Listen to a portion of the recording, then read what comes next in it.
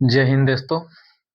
मैं विपिन आनंद सर आपके बीच पुनः जो है BSS CGL previous year question जो है 2011 में पूछा गया था। पास्ट फर्स्ट पार्ट जो है हमने अपलोड कर दिया है और उसमें बहुत सारे जो है कमेंट भी आए थे, रिव्यू आए थे। हमें स्पेशली फ़ोन आया था कि इसमें कुछ और करने की ज़रूरत है, वीडियो ब्लर हो जाता है। तो अभी हम जो है वीडियो बनाने में ज़्यादा एक्सपर्टाइज है नहीं, अभी तो हम सीख रहे हैं।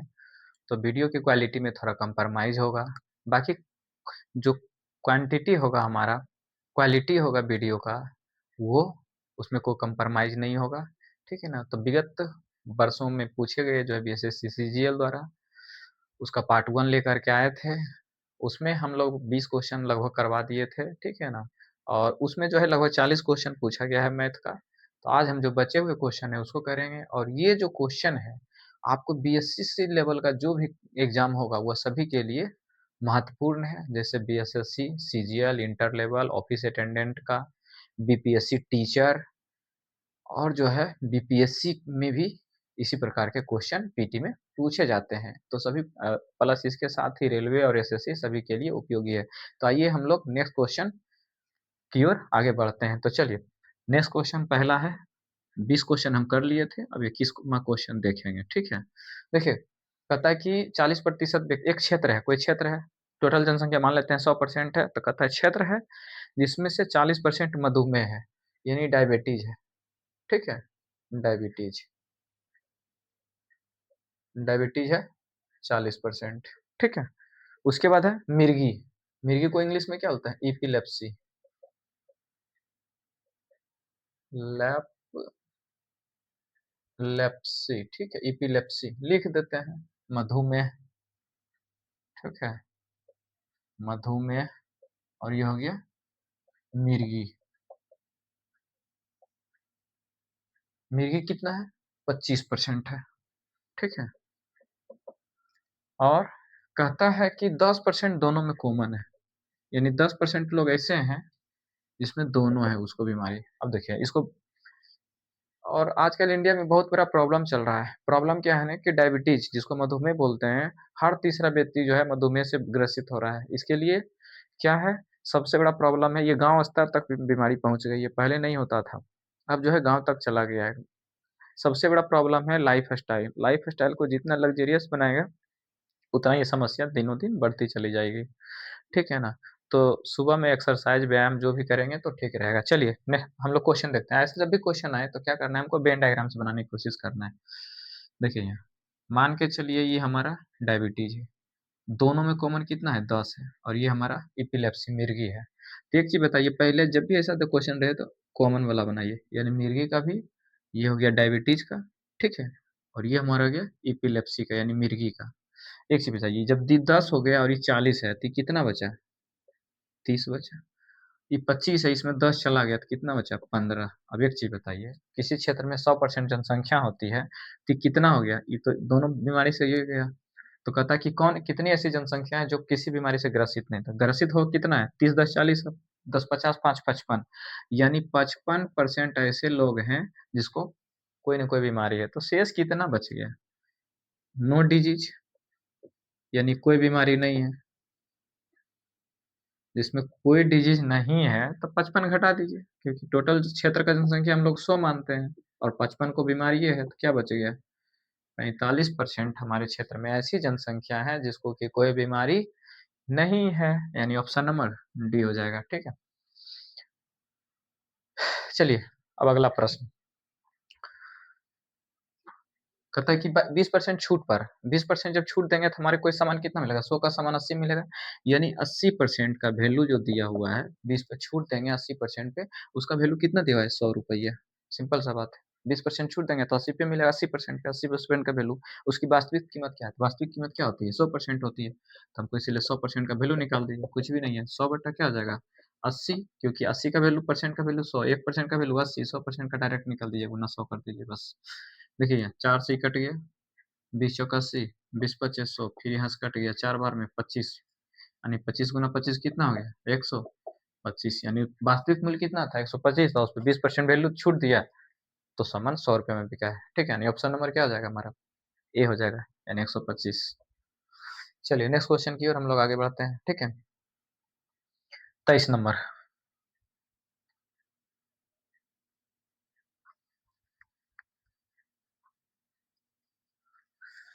चलिए, कहता है कि एक भोजन पार्टी है जिसमें से 10 लोग एक दूसरे से हाथ मिलाएं, तो कहता है कितनी बार हाथ मिलाए जाएंगे। इसका कुछ नहीं है, फार्मूला ये लगा लीजिए, n into n minus one बटा टू, ठीक है।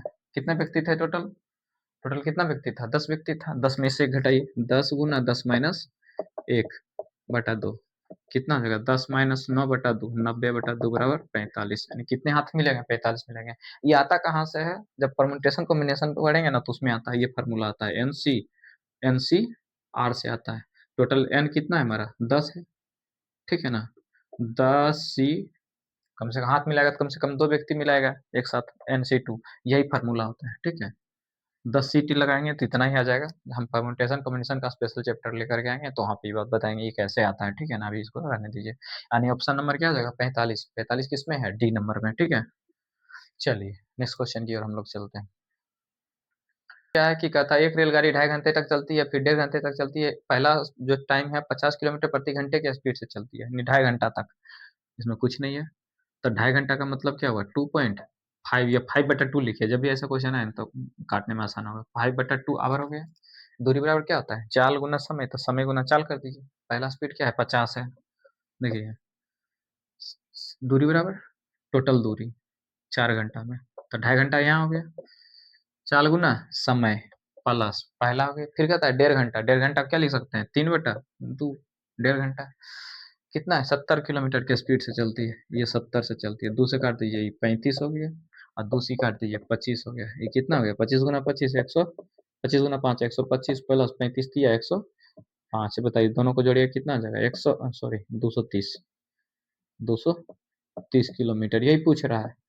2.5 घंटा और 1.5 घंटा, यानी 4 घंटा में कुल कितनी दूरी तय करेगी? तो 230 किलोमीटर, यानी ऑप्शन नंबर सी हो जाएगा, ठीक है। चलिए नेक्स्ट क्वेश्चन हम लोग चलते हैं। देखिए ये जो है ना, बड़ा मजेदार क्वेश्चन है।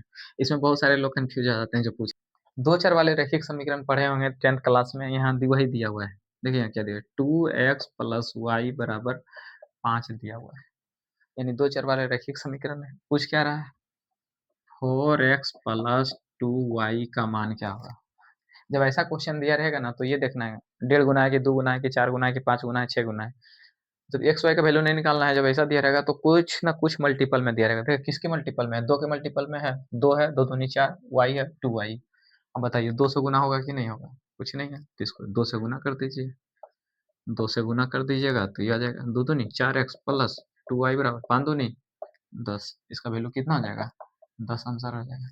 जब भी रहेगा कोई मल्टीपल में, 2 गुना 3 गुना 4 गुना 3/2 5/2, इस टाइप से भी दे सकता है आंसर। यानी ऑप्शन नंबर क्या हो जाएगा? ऑप्शन नंबर डी हो जाएगा, इस टाइप से। चलिए नेक्स्ट क्वेश्चन। चलिए देखिए नेक्स्ट क्वेश्चन 29 नंबर क्या है कि छह संख्याओं का औसत। देखिए औसत बराबर क्या होता है? औसत बराबर क्या होता है? कुल संख्या का योग। कुल संख्या का योग बट्टा कुल संख्या, जेगो संख्या दिया हुआ है। देखिए औसत कितना दिया हुआ है? 4.5। 4.5 बराबर है कुल संख्या का योग। नहीं मालूम है, लिख दीजिए, इसको x कर दीजिए, ठीक है। कुल संख्या क्या को दिया हुआ है? 6 गो संख्या दिया हुआ है। तब बताइए x का वैल्यू कितना हो जाएगा? इसको गुना करिए, 6 चौक 24, 6 5 30, 24 और 3 27, यानी कुल संख्या का योग कितना हो गया? 27, ठीक है। अब क्या पूछ रहा है? तो संख्याओं के जोड़, योग या जोड़ एक ही बात है। उसमें कहता है कि संख्याओं के जोड़ में 3 के स्क्वायर का वर्ग दिया जाए। अब यही प्रश्न कर रहा है, x भागा 3 स्क्वायर, और x का वैल्यू कितना आया है? 27। तो 27 भागा 3 का स्क्वायर कितना हो जाएगा? 3 तिया 9, 27 में 9 से भागा देंगे, कितना आ जाएगा आंसर? 3 होगा कि नहीं होगा? यही तो आंसर है, यानी ऑप्शन नंबर सी। देखिए प्रश्न यही कह रहा था कि 6 संख्याओं का औसत 4.5 है। तब कहता है कि संख्याओं के जोड़ में 3 के वर्ग से भाग देने पर कितना आएगा? 3 आएगा, यही आंसर है।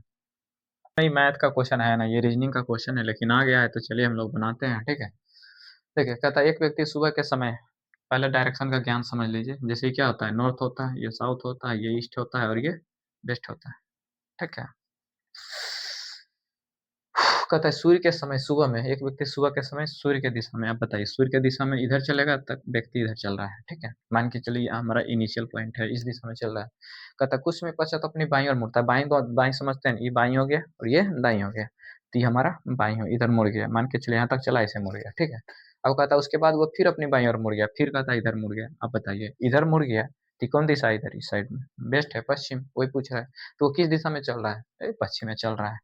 आंसर क्या आ जाएगा, पश्चिम, यानी कि ऑप्शन नंबर ए आंसर हो जाएगा, ठीक है। निम्नलिखित संख्याओं के अनुक्रम में इनके बाद आएगी 3, 6, 18, 72, 360। देखिए संख्या दिया हुआ है 3, 6, 3, 6, 18, 72, 360, 3, 6, 18, 72 और 360। तब का अगली संख्या क्या होगा, खाली स्थान छोड़ दीजिए। देखिए ये तो सीधा सीधा 3 दूनी 6, 6 तिया 18, 18 चौक 72, यानी हो क्या रहा है, ये गुना 2 है, ये गुना 3 है, ये गुना 4 है और ये गुना 5 है और ये गुना क्या आ जाएगा 6। तो 36 गुना 6 कितना होता है, 216। एक जीरो बैठा दीजिए, यही आंसर हो गया 2116, यानी ऑप्शन नंबर डी। तो ये मैथ का, ये रीजनिंग का, ये क्या कहिएगा आप खुद समझ लीजिए, ठीक है ना। चलिए हम लोग अब नेक्स्ट क्वेश्चन की ओर चलते हैं। चलिए 32 नंबर कहता है कि एक स्टेशन, दो स्टेशन ए और बी, मान के चलिए एक स्टेशन है यहाँ से यहाँ तक ए और है, इसको ए मान लेते हैं और इसको बी मान लेते हैं, ठीक है।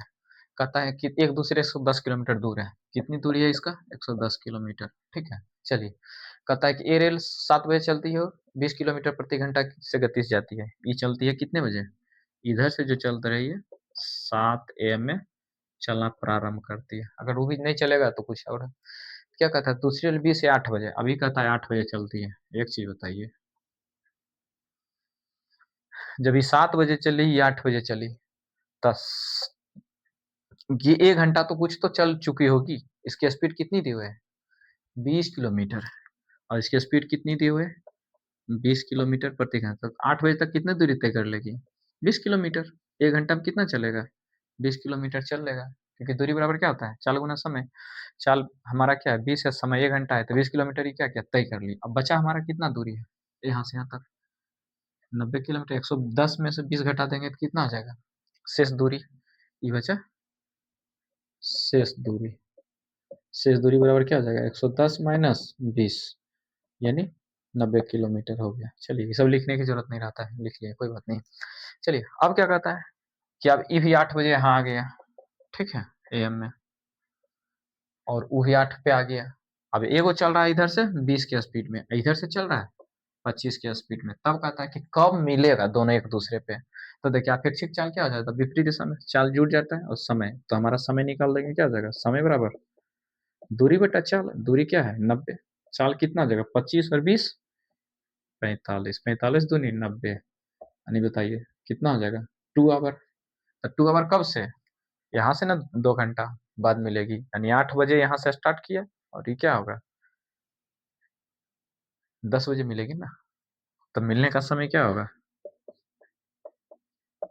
मिलने का समय बराबर 10 AM। देखिए ये तो ठीक है, ये पूछ लिया कि कितने बजे।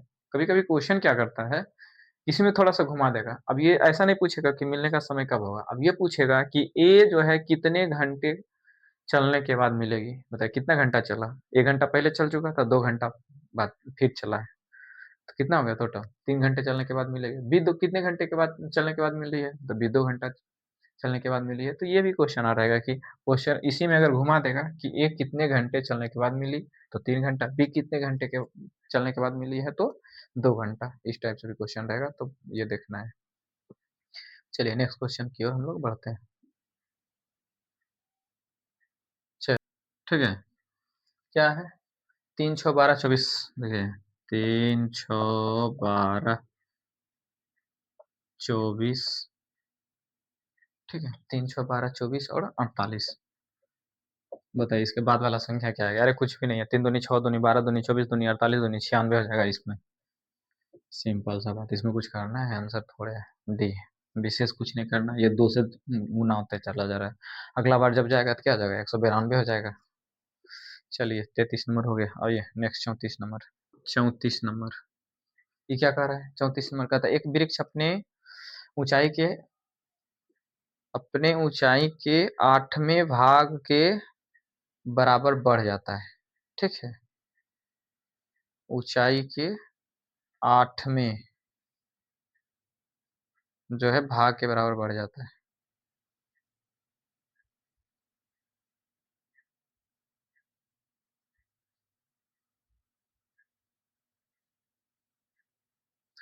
तो 2 वर्ष पश्चात उसकी ऊंचाई कितनी होगी यदि इस समय उसकी ऊंचाई 64 है? ये कुछ भी नहीं है भाई, 64 है। ठीक है, कितना बढ़ रहा है? 8वां भाग। 8वां भाग का मतलब क्या हुआ? 1/8। ये ना हो गया? बताइए 8 में 1 बढ़ रहा है तो इसका वैल्यू कितना हो जाएगा?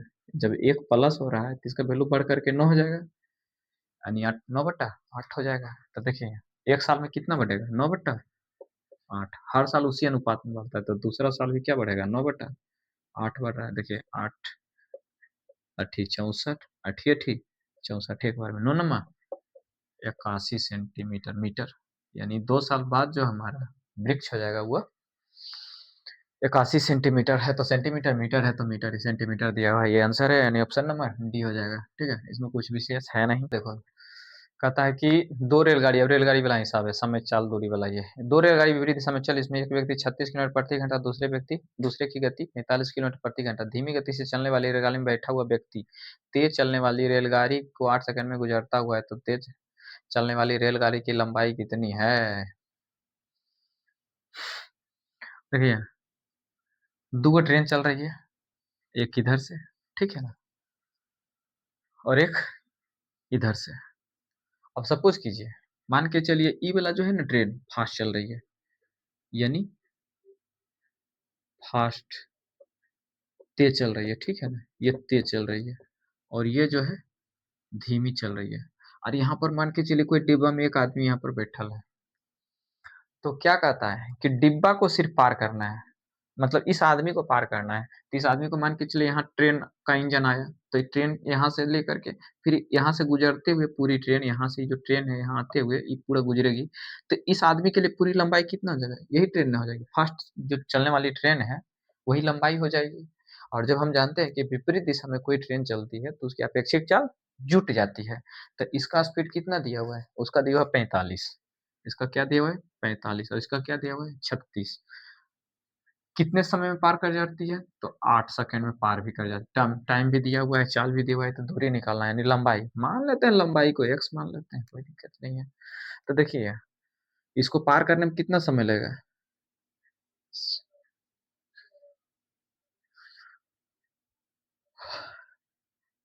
या दूरी बराबर चाल बटा समय, या चाल बटा दूरी बटा समय, एक ही बात है। तो x का वैल्यू क्या हो जाएगा हमारा? दूरी बराबर चाल गुना समय, तो अपेक्षित चाल क्या हो जाएगा? दोनों विपरीत दिशा में तो जुट जाएगा, यानी 45 प्लस 36 गुना समय कितना है? 8 सेकंड। एक चीज और है यहाँ पे, थोड़ा सा ये देख लीजिएगा, ये किलोमीटर प्रति घंटा है। जब किलोमीटर प्रति घंटा है तो उसको मीटर प्रति सेकंड में बदलना पड़ता है। तो 6 5 11 4 3 7 1 8, इसको 5/18 से गुना कर दीजिए, गुना 8। अब मीटर प्रति सेकंड में ही बदल गया चाल, और ये सेकंड है, तो हमारा क्या हो जाएगा? आंसर आ जाएगा मीटर में। देखिए कटता है, 9 दूनी 18, 9 नमा 81, 2 से कट जाएगा 4 बार में, 9 से 45 चौका 180 मीटर, यानी तेज चलने वाली जो रेलगाड़ी है उसकी लंबाई 180 मीटर है, यानी ऑप्शन नंबर डी है। बस यही है। देखिए कभी आदमी पूछ लेता है तो कभी उसी पे खंभा दे देगा, खंभा को पार करने में कितना समय लगेगा, तो यही बात है। अब एक दूसरे को पार करने में जहाँ क्वेश्चन पूछ लेता तब क्या हो जाता है, ट्रेन एक दूसरे को पार करने में अगर पूछ लिया जाता तब क्या होता है, इसकी लंबाई और इसकी लंबाई जुड़ जाना था, दोनों लंबाई। तब क्या कहता ना, ऐसा क्वेश्चन अगर लंबाई नहीं दिया हो तो कहता कि दोनों समान लंबाई की है। ठीक है, यही सब रहता है। चलिए अगला है 38 नंबर। क्या है? तो कहता है 6 घंटे एक साथ बजना प्रारंभ करती है, क्रमशः 3 6 9 12 15 तथा 18 संक्रांत 30 मिनट में वो कितनी बार बजेगी? देखिए यहाँ इस सब क्वेश्चन 30 है, 6 है, 3 6 9 12 15 18, 9 12 15 और 18 इतने सेकेंड के अंतराल पर बजती है। कोई 3 पर बजती है, कोई 6 पे, कोई 9 पे, कोई 12 पे, कोई 15 पे, कोई 18 पे। तब कहता है कि एक साथ बजेगी तो 30 मिनट में कितनी बार एक साथ बजेगी? तो ऐसा मतलब क्या करते हैं, हम इसको एलसीएम निकाल देते हैं। तो देखिए एलसीएम निकाल दीजिए तो क्या करेंगे, 2 से भागा देंगे, भागा जिसमें नहीं लगता उसको छोड़ देते हैं, इसमें लग रहा है 6 बार में इसमें लगेगा, ये 15 ही रह जाएगा, 2 नंबर 18। ठीक है, अब यहाँ से भागा दीजिए और कहीं लगेगा 2, एक ही 6 आ रहा है, बाकी कहीं नहीं। अब 3 से लगाइए, 3 एका 3, 3 एका 1, 3 तिया 9, 3 दूनी 6, 3 पचे 15, 3 तिया 9। देखिए अब अगला क्या जाएगा, 3 से फिर लगाइए, 1 हो गया, ये 1 हो गया, 1 हो गया, ये 2 रह ही जाएगा, ये 5 रह ही जाएगा और ये 1 हो गया। अब तो कहीं नहीं लगेगा। देखिए दो दो, अब क्या जाएगा एलसीएम बराबर 2 गुना 3 गुना 3 गुना 2 गुना 5। देखिए 3 तिया 9 दूनी 18, 5 दूनी 10, ऐसा गुना कीजिए ताकि इजी हो जाए। 18 गुना 10 क्या हो जाएगा, 180। क्या था ये, सेकेंड ना था,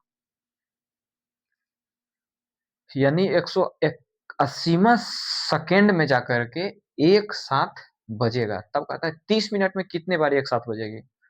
देखिए 30 मिनट में कितना सेकंड होता है, 1 मिनट में 60 सेकंड, तो इसको 60 से भागा दे दीजिए और एक साथ कितना बार बजेगी, तो जो एलसीएम आया उससे भागा दे दीजिए। देखिए छोतिया 18, 3 है के 10, 30, यानी यही हमारा क्या हो जाएगा, 30 मिनट में जो है 10 बार एक साथ बजेगी। ऑप्शन नंबर सी आ गया। चलिए, गांव की आबादी का 5/9 भाग पुरुष है, 30% पुरुष विवाहित है, कुल आबादी में अविवाहित महिलाओं का प्रतिशत। वाह, क्या है भाई, 5/9, यानी कुल टोटल कितना है, यानी टोटल मान लेते हैं 9, तो पुरुष कितना है 5/9, 5 हो जाएगा क्योंकि 5/9 है। 30% पुरुष विवाहित है, यानी मैरिड मैन, इसको लिख सकते हैं। अरे भाई लिख लीजिए, विवाहित, कंफ्यूज नहीं होना है, विवाहित। ठीक है, विवाहित पुरुष, विवाहित पुरुष कितना है भैया, कहता है कि 30%, तब पुरुष तो 5 है, 5 का 30% कितना हो जाएगा, 5 गुना 30%, यानी 30/100 ही काट दीजिए, 5 या 15 यानी 1.5 हो गया। अब एक चीज बताइए, मेल इतना है, फीमेल कितना हो जाएगा, फीमेल 4 हो जाएगा, होगा कि नहीं होगा। अब किसी गांव में जो पुरुष विवाहित है, तो दूसरे गांव में तो महिला रह नहीं होगी, उसी गांव की महिला होगी ना, उसी में ना रह रही होगी। तो जितना पुरुष विवाहित है उतना महिला भी विवाहित होगी, तो महिला विवाहित कितना हो जाएगा, वो भी 1.5 हो जाएगी। महिला विवाहित यानी विवाहित महिला या महिला विवाहित कितनी है, यह भी 1.5 रहेगा। टोटल है कितना, 4, और विवाहित है 1.5, तो अविवाहित महिला कितना है, अविवाहित महिला कितना हो जाएगा भाई, 4 है टोटल और माइनस 1.5 यानी 2.5। तीन ही कह रहा है, कहता है कुल जनसंख्या का, कुल आबादी का कितनी महिला परसेंट है जो कि अविवाहित है। तब क्या हो जाएगा, कुल महिला का, तो अविवाहित की संख्या बटा कुल कितना है 9 गुना 100, यही तो परसेंटेज का वैल्यू है। अब देखिए इसको इधर से इधर 10 से काट दीजिए, ये देखिए कट गया। अब 9 से 25 में 9 भागा दे दीजिए, कितना आ जाएगा, 25 भागा 9, 9 दूनी 18, 7 हो गया, 9 सती 63, 9 सती 63, फिर 7, फिर 7, कितना बार भागा देंगे बट ठीक है। अभी कितना आ गया, 2.777 गुना 10, अब इसको लिख सकते हैं 27 गुना 7, सब 2 अंक तक लेना है, तो यही आंसर हो गया हमारा। ठीक है, यानी ऑप्शन नंबर बी हो गया, यानी इतनी महिला जो है अविवाहित है कुल जनसंख्या का। ठीक है, चलिए नेक्स्ट क्वेश्चन की ओर हम लोग बढ़ते हैं। 40 नंबर कहता है कि दो सीधी रेखाएं किसी गोल तस्तरी, भाई गोल तस्तरी ऐसा ही होता है ना, गोल तस्तरी है, दो सीधी रेखा है, कहता है इसको 4 भागों में काटती है। ठीक है, देखिए 1 2 3 4। अब क्या कहता है, अधिकतम, तो इसी तरह 4 सीधी रेखाएं गोल तस्तरी को, इसी तरह 4 सीधी रेखाएं, यदि 2 काटा 4 में, तो इसे इसको कितने बार काट सकता है, कितने भाग में काट सकता है, देखिए यहाँ से स्टार्ट कीजिए, 1 2 3 4 5 6 7 8। आंसर क्या हो जाएगा? 8 भाग में मैक्सिमम काट सकती है, यानी ऑप्शन नंबर ए हो जाएगा। इसमें कुछ विशेष है ही नहीं, मैथ की रीजनिंग जो कही है। चलिए अगला देखिए क्वेश्चन। अगला क्वेश्चन क्या है? चीनी के मूल्य में 25% बढ़ता है। ये तो प्रतिशत वाला जो हम वीडियो डाले हैं उसमें भी बनाए हुए हैं, सेम क्वेश्चन है हमको लगता है, ठीक है ना? ये सेम क्वेश्चन है, कहता है 25% बढ़ता है, ठीक है ना?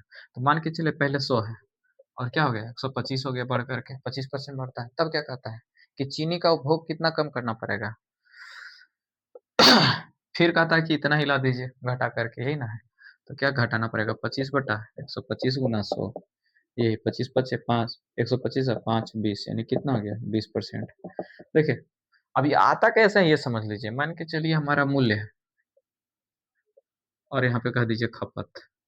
मूल्य पहले कितना था? 100 था और कितना हो गया 125। तो खपत अगर 125 पहले करते थे तो हमारा अब खपत 100 ही करना पड़ेगा, यही नियम है। जैसे मान के चलिए 100 रुपया, 100 ने 150 मानिए तब समझ में आएगा, ठीक है ना? 100 वाला में हिसाब किताब थोड़ा गड़बड़ है। 150 रुपया है और हमको ये फिक्स है कि हमको 150 रुपया ही खर्च करना है। मान के चलिए पहले जो है 30 रुपये आटा मिलता था, क्या मिलता था? या फिर 25 रुपये, 25 रुपये आटा मिलता था, तो क्या किलो खरीदेंगे बताइए? मात्रा, मात्रा और यहाँ पे मूल्य है। अगर ये 25 रुपये था तो क्या किलो खरीदेंगे? 6 किलो। अब एक चीज बताइए, ये जो हमारा मूल्य बढ़ करके 30 हो जाए, मूल्य बढ़ करके 30 हो जाए तो क्या किलो खरीदेंगे? 5 किलो खरीदेंगे ना। 30 पचे 150। अब देखिए कि हो क्या रहा है, मूल्य जैसे जैसे बढ़ रहा है मात्रा हमारा क्या हो रहा है? घट रहा है, ठीक है?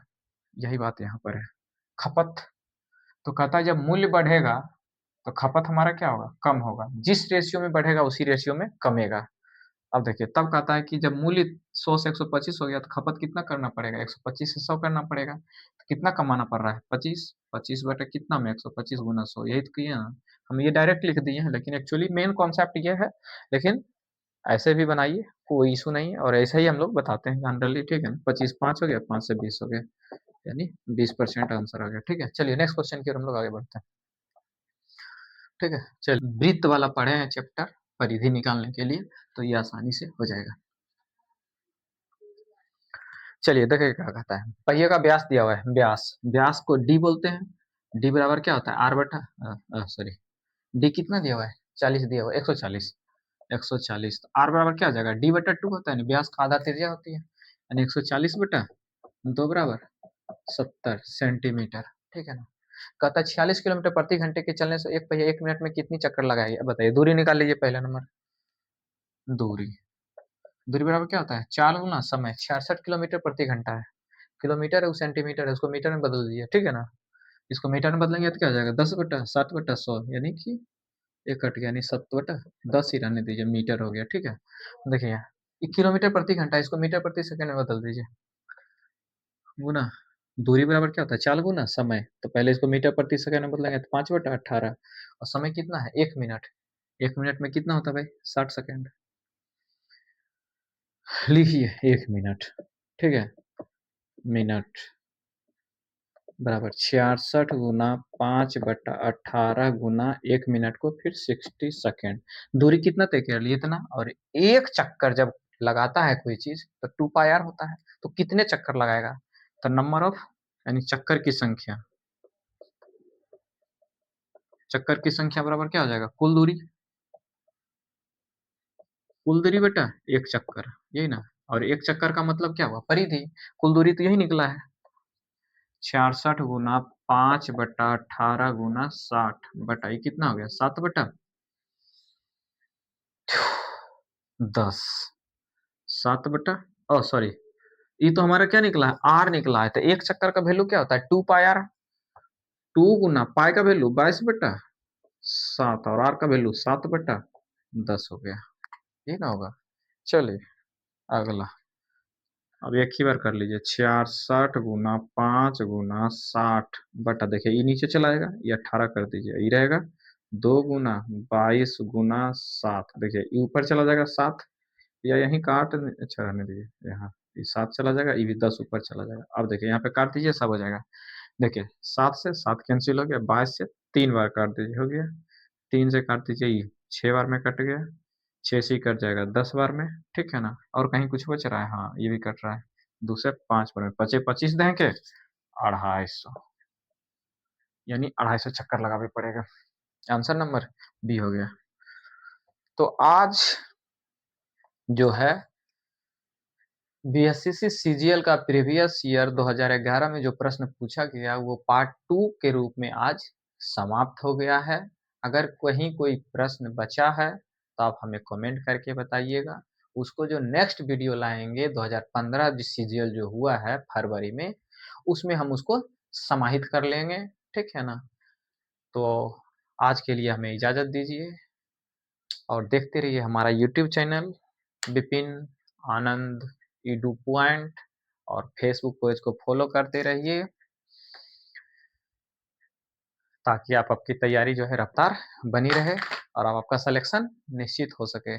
ठीक है, इसी के साथ नेक्स्ट वीडियो में मिलते हैं। Thank you.